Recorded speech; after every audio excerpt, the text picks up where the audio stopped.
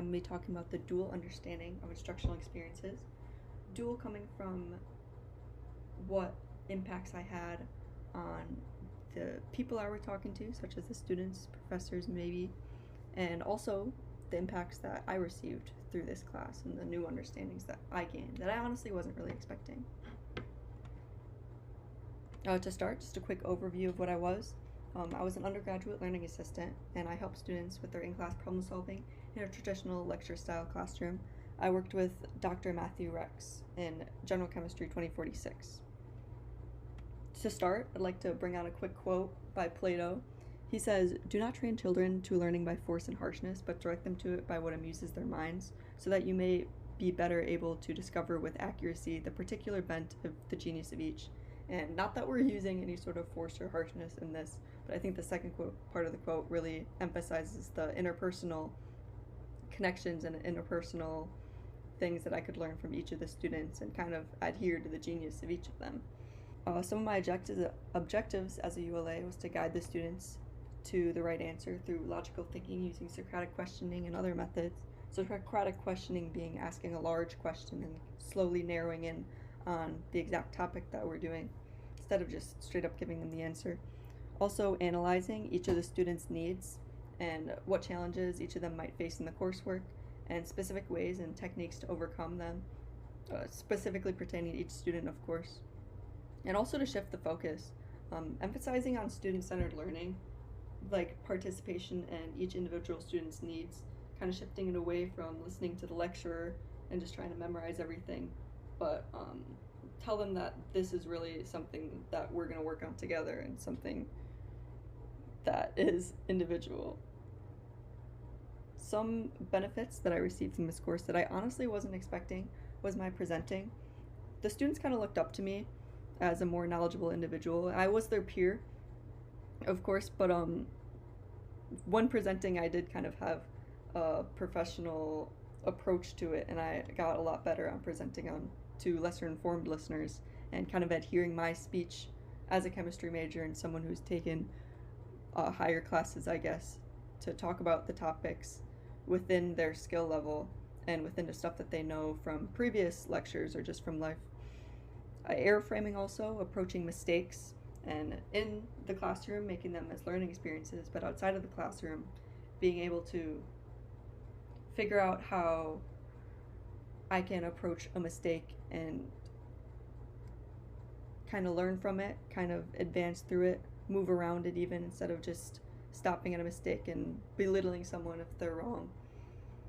Also, I learned a lot about group dynamics. Having an outside view in, I could really understand and see how peers interacted with each other on a deeper level. I could see if some students spoke up, maybe another one would go in their shell more, and I'm able to apply that to really any sort of group, and that kind of stuff happens everywhere. Some of the impacts that I hope that I led onto the students were critical thinking. Using the different techniques, I was able to enhance each student's critical thinking and problem solving instead of just, like I said, giving them the answer. Working with them one-on-one, I was kind of able to guide their thinking into the right direction.